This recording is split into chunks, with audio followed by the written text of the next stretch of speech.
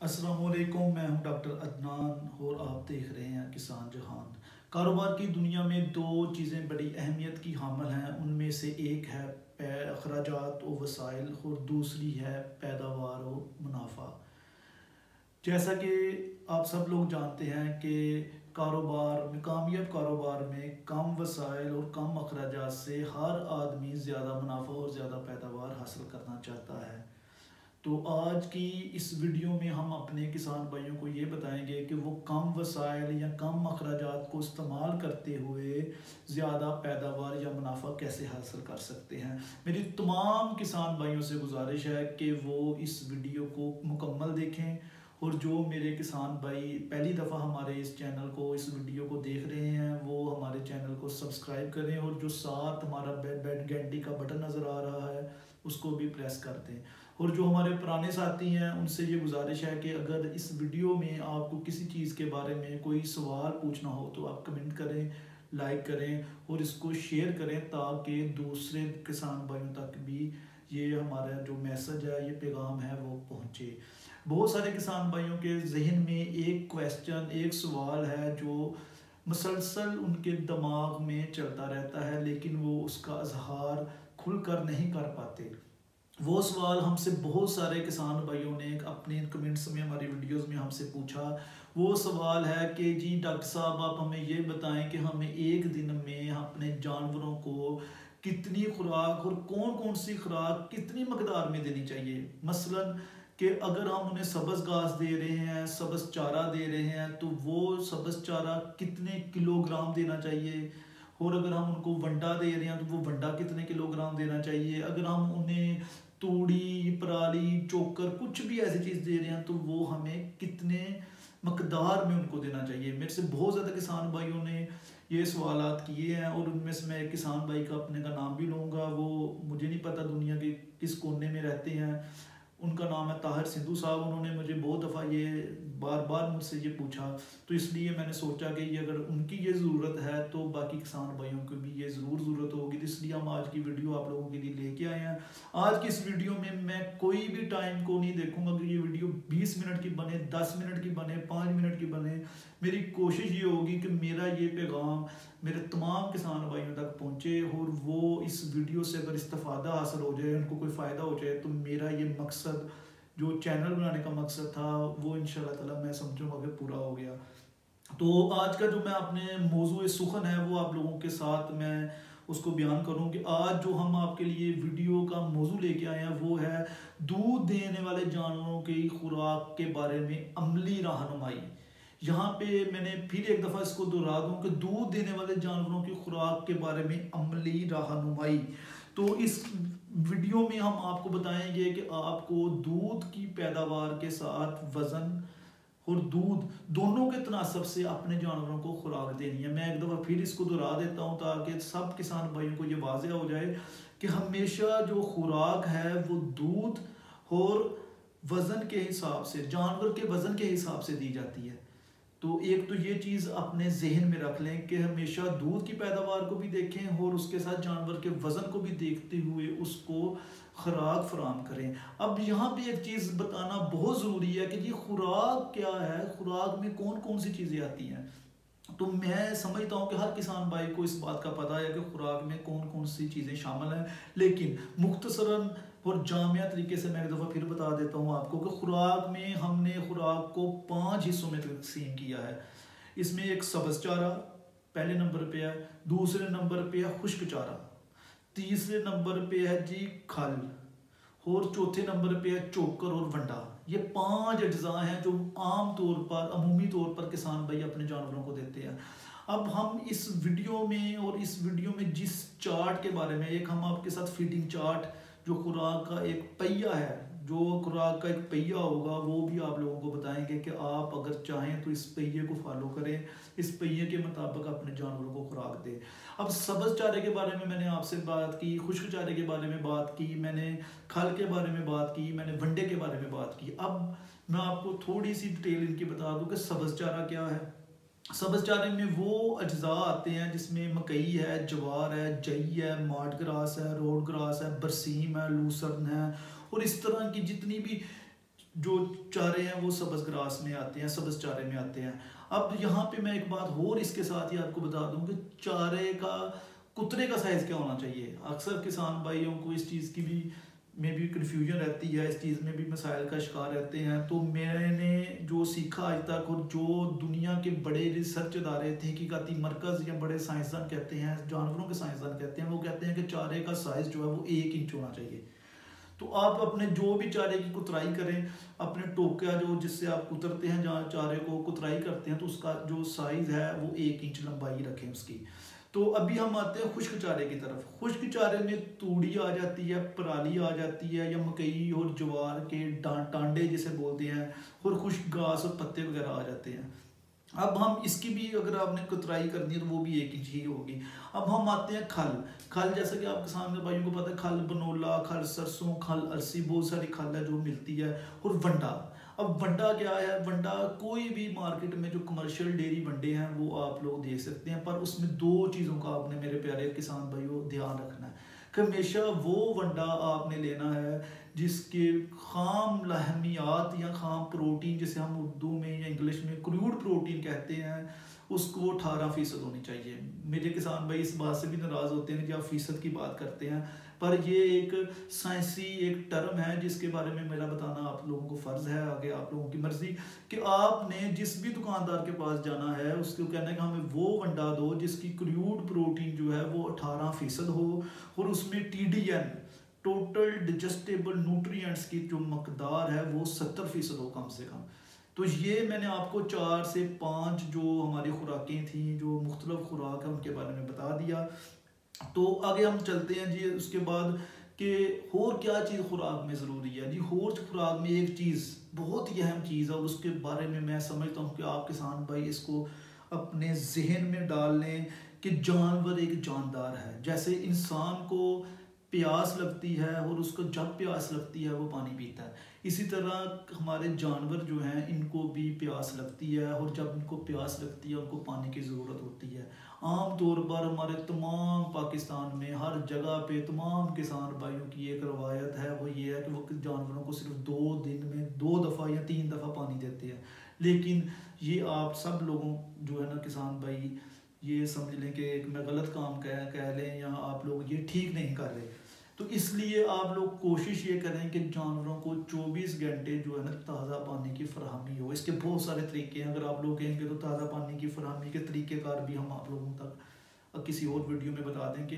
एक तो आप लोग ये ज़हन नशीन कर लें कि जानवरों को 24 घंटे पानी मिलना चाहिए।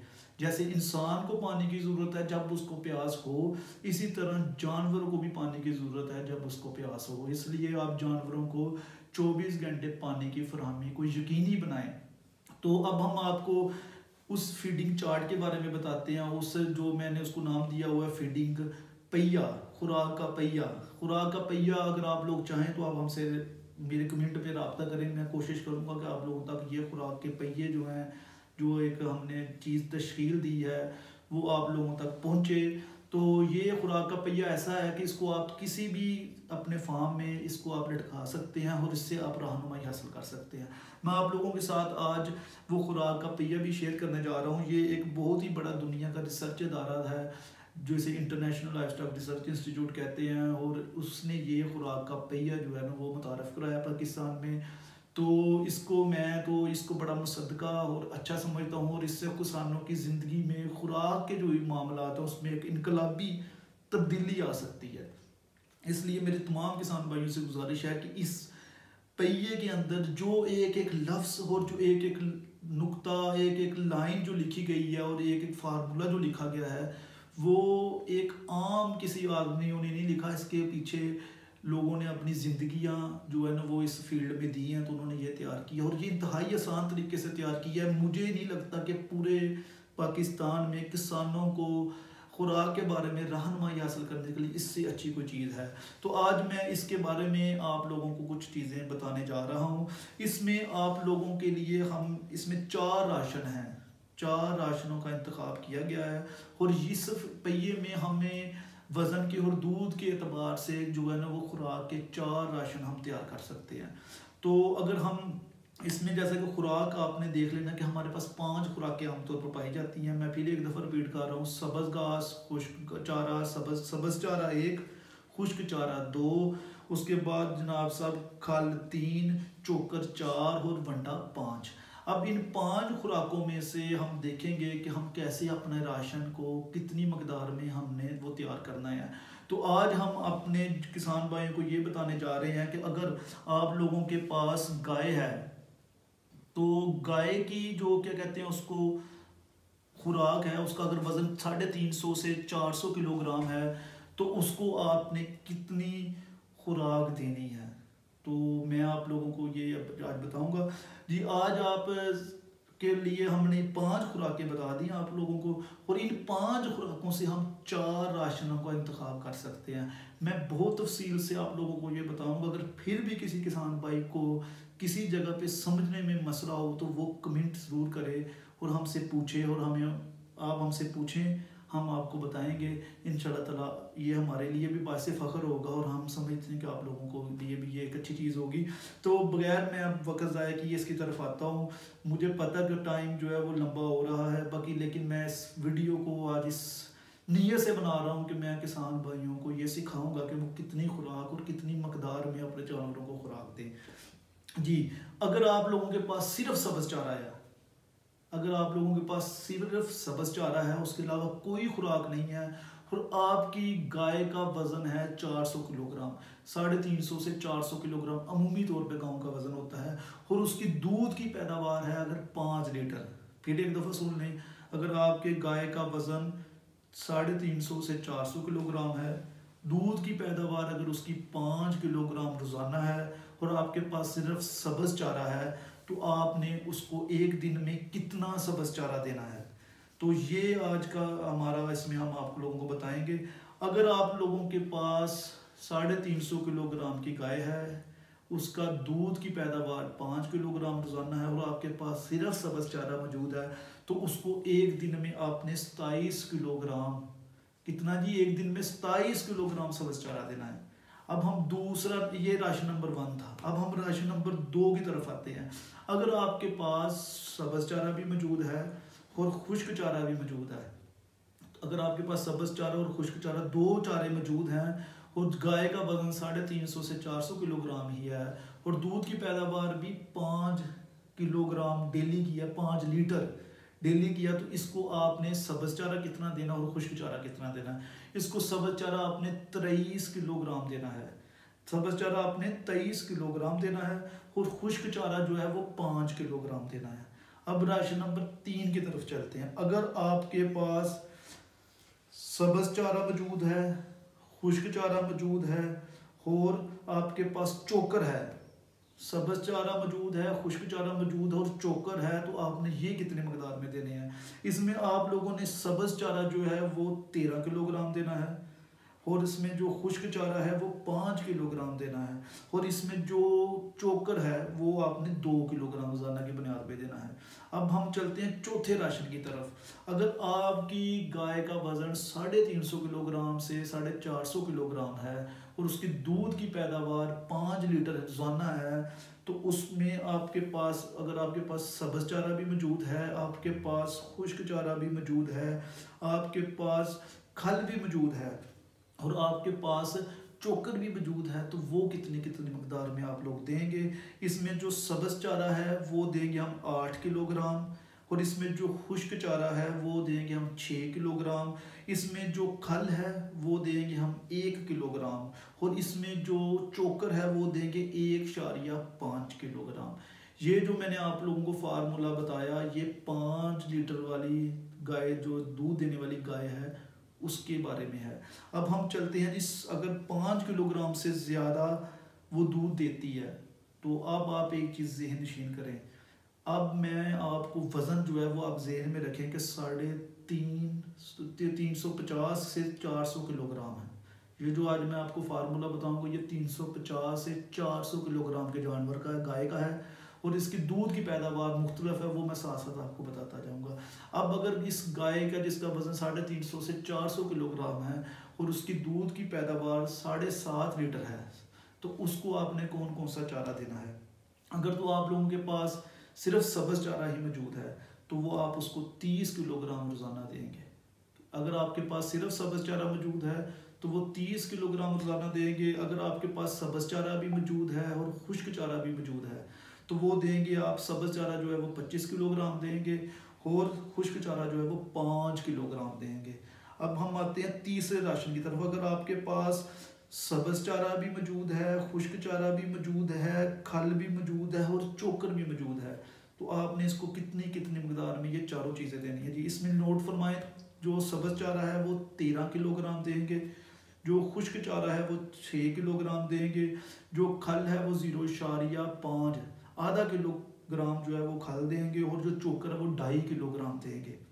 अगर अब हम चलते हैं चौथे राशन की तरफ। अगर आप लोगों के पास सब्ज़ चारा भी मौजूद है, खल भी, खुश्क चारा भी मौजूद है, खल भी मौजूद है और चोकर भी मौजूद है तो आपने इसको चौथा बेहतरीन राशन क्या हो सकता है, आप इसको 8 किलोग्राम सब्ज़ चारा दें, खुश्क चारा जो है वो भी 8 किलोग्राम दें और जो खल है वो 1 किलोग्राम दें और जो चोकर है वो 2.5 किलोग्राम दें।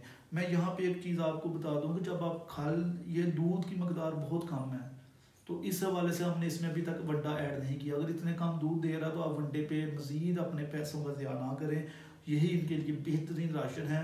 अब हम चलते हैं जी उसके बाद 10 किलोग्राम पे। अगर आपका जानवर जो है वो 350 से 400 किलोग्राम है और उसकी रोज़ाना की दूध की पैदावार 10 लीटर है तो आप उनको किस मकदार में कौन कौन सा चारा दे सकते हैं जी। अब भी नोट फरमाएं, सब्ज़ चारा अगर आपके पास सिर्फ सब्ज़ चारा मौजूद है तो वो 38 किलोग्राम आपने उसको रोज़ाना देना है। अगर आपके पास सिर्फ सब्ज़ चारा मौजूद है तो वो 38 किलोग्राम देना है। अब हम दूसरे राशन की तरफ चलते हैं। अगर आपके पास सब्ज़ चारा भी मौजूद है और खुश्क चारा भी मौजूद है और साथ आप उसको चोकर भी देना चाहते हैं तो वो कितनी मकदार में देना, आपने 28 किलोग्राम उसको सब्ज़ चारा देना है, उसको 5 किलोग्राम आपने खुश्क चारा दे सकते हैं और 2 किलोग्राम आप इसको चोकर दे सकते हैं। अब हम चलते हैं जी आपके तीसरे राशन की तरफ। अगर आपके पास सब्ज़ चारा भी मौजूद है, खुश्क चारा भी मौजूद है, आपके पास खल भी मौजूद है, आपके पास चोकर भी मौजूद है तो आपने वो कितनी कितनी मकदार में देना है। आपने उसको, अगर आपके पास ये चारों चीज़ें मौजूद हैं तो आपने सब्ज़ चारा जो है वो 12 किलोग्राम देना है, खुश्क चारा जो है वो 6 किलोग्राम देना है, खल जो है वो 1 किलोग्राम देनी है और जो चोकर है वो 3 किलोग्राम रोज़ाना देना है। अब इसी तरह हम अगले चौथे राशन की तरफ चलते हैं। अगर आपके पास ये चारों चीज़ें मौजूद हैं तो आप इनकी मकदार कितनी कितनी देंगे। आप उसको 10 किलोग्राम सब्ज़ चारा भी दे सकते हैं, खुश्क चारा जो है वो 7 किलोग्राम दें, जो खल है वो 2 किलोग्राम दें और अगर चोकर है तो वो भी 2 किलोग्राम दें। ये जो फार्मूला था ये था 10 लीटर दूध देने वाली गाय का। अब हम चलते हैं जी, अगर 12.5 किलो दूध देती है गाय जिसका वज़न है 400 किलोग्राम तो उसके लिए आपने उसको कितनी सब्ज़ चारा कितना देना है। उसको अगर आपके पास सिर्फ सब्ज़ चारा मौजूद है तो वो 43 किलोग्राम आपने उसको रोज़ाना की बुनियाद पे सब्ज़ चारा देना है। अगर आपके पास सब्ज़ चारा भी मौजूद है, खुश्क चारा भी मौजूद है और चोकर भी मौजूद है, अगर आपके पास ये 3 अज्जा मौजूद हैं तो आपने वो कितनी कितनी मकदार में देने हैं। ये राशन नंबर 2 होगा। आप राशन नंबर 1 को दे सकते हैं या 2 दे सकते हैं या 3 दे सकते हैं, 4 दे सकते हैं। ये आप किसान भाइयों पे है कि उनके पास कौन कौन सी अज्जा मौजूद हैं। तो राशन नंबर 2, अगर आपके पास सब्ज़ चारा मौजूद हो, अगर आपके पास खुश्क चारा मौजूद हो और अगर आपके पास चोकर मौजूद हो तो वो कितने की कितनी मकदार में आप देंगे।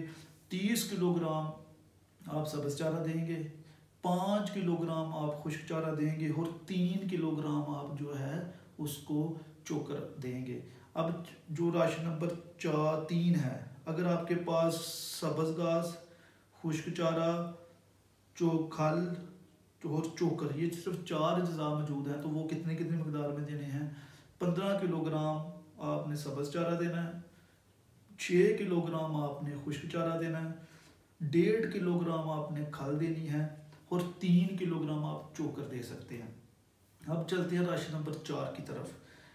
अगर आपको राशन नंबर 4 की तरफ जाने से पहले मैं आप लोगों को ये चीज़ बताऊं कि वंडा उस सूरत में आपने देना है जब जानवर की पैदावार बहुत ज़्यादा है। तो 12-12.5 लीटर जो है एक अच्छी पैदावार पाकिस्तान में समझी जाती है। तो आप चलते हैं जी हम सब्ज़ चारा, अगर आपके पास सब्ज़ का चारा मौजूद है, आपके पास खुश्क चारा भी मौजूद है, आपके पास खल भी मौजूद है और आपके पास वंडा भी मौजूद है, तो आपने ये कितनी देनी, कितने कितने मकदार में देनी है आपने। अगर आपके पास सब्ज़ चारा ये सारी अज़ा मौजूद है तो वो नोट फरमाएं कि सब्ज़ चारा इस सूरत में आप देंगे 9 किलोग्राम, और इसमें खुश्क चारा जो है वो 6 किलोग्राम होगा, इसमें जो खल है वो 2 किलोग्राम होगी, और इसमें जो वंडा है वो 2 किलोग्राम होगा। तो ये हो गया जी 12.5 लीटर गाय के दूध की पैदावार के लिए। अब आखिरी जो हम पैदावार की बात करेंगे वो है जी 15 लीटर। अगर एक गाय जो है जिसका वज़न 350 से 400 किलोग्राम है और वो 15 लीटर रोज़ाना दूध देती है, तो उसकी खुराक का जो प्लान है, मनसूबा है, वो कैसे करेंगे। इसमें हमने आपको पहले भी बताया, मैं फिर बार बार दोहरा रहा हूँ कि 5 अज़ाएँ हैं: सब्ज़ चारा, खुश्क चारा, खल, चोकर, वंडा। तो राशन इसके हमने बनाए हैं 4। अगर आपके पास सिर्फ सब्ज़ चारा मौजूद है तो आप उसको 52 किलोग्राम 52 किलोग्राम जो है वो उसको क्या कहते हैं, उसको देंगे सब्ज़ चारा। और अगर आपके पास सब्ज़ चारा भी मौजूद है, खुश्क चारा भी मौजूद है, आपके पास खल भी मौजूद है और आपके पास चोकर भी मौजूद है, अगर ये 4 अज़ा मौजूद हैं तो आप इनकी मकदार क्या रखेंगे। इस सूरत में आप रखेंगे जी 30 किलोग्राम सब्ज़ चारा देंगे, 5 किलोग्राम खुश्क चारा देंगे, 1 किलोग्राम खल देंगे और 3 किलोग्राम जो है वो आप चोकर देंगे। अगर आपके पास यही 4 अज़ा मौजूद है और आपके पास इनको एक और तीसरा राशन इनका क्या बन सकता है कि आप इस पे 17 किलोग्राम सब्ज़ चारा कर लें, 6 किलोग्राम जो है वो खुश्क चारा कर लें, 2 किलोग्राम आप खल कर लें और 3 किलोग्राम आप इसमें चोकर कर सकते हैं। अब हम चलते हैं चौथे राशन की तरफ। अगर आप लोगों के पास सिर्फ सब्ज़ चारा मौजूद है, खुश्क चारा मौजूद है, खल मौजूद है और वंडा मौजूद है, तो वो कितने कितने मकदार में देंगे। आप इसको 12 किलोग्राम जो है वो सब्ज़ चारा देंगे, आप उसमें 6 किलोग्राम उसको खुश्क चारा देंगे, आप उसको 2.5 किलोग्राम जो है वो आप उसको खल देंगे और उसको 2 किलोग्राम आप वंडा देंगे। तो ये थे मुख्तलिफ जो हमने जो फार्मूले आप लोगों के लिए तैयार किए थे। अब इसमें से कोई भी चीज़ अगर आप लोगों को समझ ना आए तो यार आप मेरे से कमेंट में आप मेरे से पूछें, मैं आपको लोगों को जवाब दूंगा।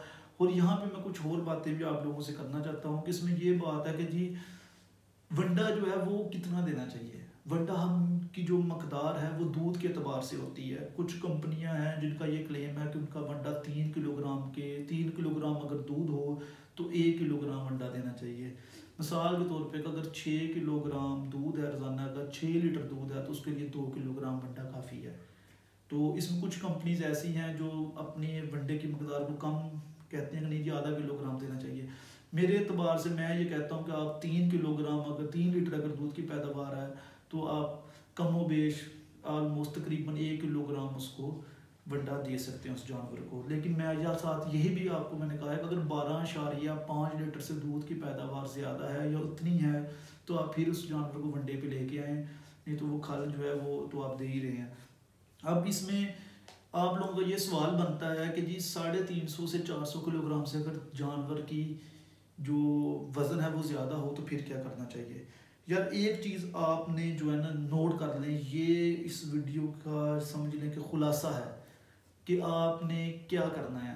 अमूमी तौर पे हमारे किसान भाइयों के पास सिर्फ 2 खुराकें होती हैं। एक खुराक है खुश्क चारा और दूसरी खुराक है सब्ज़ चारा। तो अब आप मेरे से ये सवाल अक्सर भी किया दोस्तों ने कि जी कितनी मकदार में देना चाहिए। ये मैं आपको बता देता हूँ कि अगर 100 किलोग्राम एक गाय का वज़न हो, 100 किलोग्राम, तो उसके लिए 3 किलोग्राम जो है वो आप उसको खुश्क चारा तूड़ी कह लें कि 3 किलोग्राम तूड़ी देंगे और 8 किलोग्राम जो है वो सब्ज़ चारा देंगे।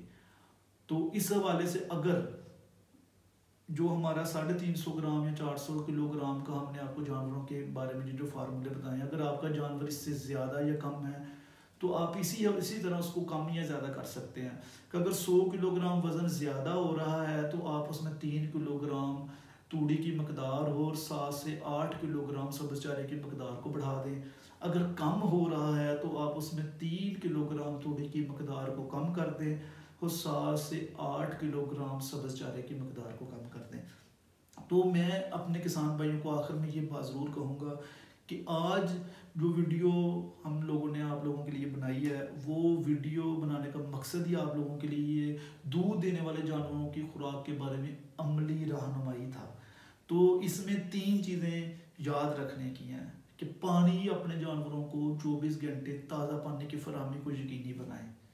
दूसरा, जो भी सब्ज़ चारा या खुश्क चारा आप कुतला करते हैं उसकी लंबाई जो है वो 1 इंच हो। तीसरा ये कि 100 किलोग्राम जानवर का अगर वज़न 100 किलोग्राम है तो उसको 3 किलोग्राम तूड़ी और 8 किलोग्राम सब्ज़ चारा चाहिए होता है। तो इस हवाले से मैं आखिर में ये चीज़ और बताना चाहूँ कि ये जो हमने आप लोगों के साथ ये जो फीडिंग पहिया है, जो खुराक का पहिया है, वो आप लोगों के साथ जो आपने शेयर किया, आप किसान भाइयों से गुजारिश है कि इसको आप लोग अपने फार्म्स पे या अपने बाड़ों पे इसको बड़ा सा बना के लटकाएं और जो भी बंदा वो इसकी रहनुमाई इससे हासिल कर सकता है। ये देखें, जिसको घुमाएंगे तो उसके साथ दूध की पैदावार भी आप लोगों को ये बताता है। ये चीज़ जो है, यहाँ पे खुराक को 4 राशन लिखे हैं, साथ उनकी मकदार नीचे लिखी है और यहाँ पे खुराकों के नाम लिखे हैं। ये सिंधी ज़ुबान में है, हमने इसको उर्दू में भी बनाया था, इंग्लिश में भी बनाया था। तो ये दुनिया में मवेशियों के हवाले से ये जो इंटरनेशनल लाइफस्टाइल रिसर्च इंस्टीट्यूट है, ये एक सबसे अच्छा और मुस्तनद अदारा समझा जाता है। ये कौमी जो आलमी अदारा बराए मवेशी पाल की तहकीकात का एक आलमी अदारा है। तो ये बहुत ही एक अच्छा काम करता है। तो मेरी तमाम किसान भाइयों से गुजारिश है कि जो मेरी अगली वीडियो होगी वो होगी भैंस के ऊपर। तो मैंने तो अपनी तरफ से बहुत ही कोशिश की है कि आप लोगों को एक एक चीज़ समझा सकूं। अगर फिर भी आप लोगों को मेरी कोई बात बुरी लगी हो या ना समझ आई हो तो आप कमेंट करें और मेरे से पूछें। मैं आप लोगों को जवाब दे के तसल्ली फील करूँगा, तसल्ली महसूस करूँगा। तो मैं अपने तमाम किसान भाइयों से इजाज़त चाहता हूँ। अल्लाह हाफ़िज़ जी, अस्सलामु अलैकुम।